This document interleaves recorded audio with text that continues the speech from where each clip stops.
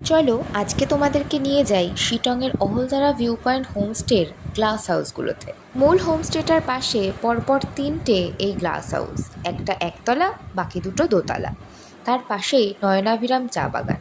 চলো প্রথমেই দেখাই একতলা গ্লাস হাউসটি। ছোট্ট একটা রিসেপশন, তার পাশেই এই 4 বেডেড গ্লাস হাউসটা। 4 বেডেড হলেও বেশিরভাগ সময় যারা গ্রুপে আসে 8 থেকে 10 জন মিলে অ্যাডজাস্ট করে যায় এই একটা রুমে। আর ঘুম ভেঙে বাইরে তাকাতেই চোখে পড়ে অপরূপ সৌন্দর্যের এই ভান্ডার। চলো এবার দেখাই এখানকার দোতলার রুমগুলো। একতলার তুলনায় দোতলার রুমগুলো স্পেশাস কম হলেও স্টেয়ার করে ওপরে গিয়ে দেখা গেল রুমগুলো কিন্তু যথেষ্ট ভালো, দুজনের থাকার পক্ষে একেবারে আদর্শ। আর এখান থেকে অহলদারার যে ফার্স্ট ভিউটা পাওয়া যায় সেটা দুর্দান্ত। তাছাড়া এখানে কিন্তু বনফায়ারেরও ব্যবস্থা আছে।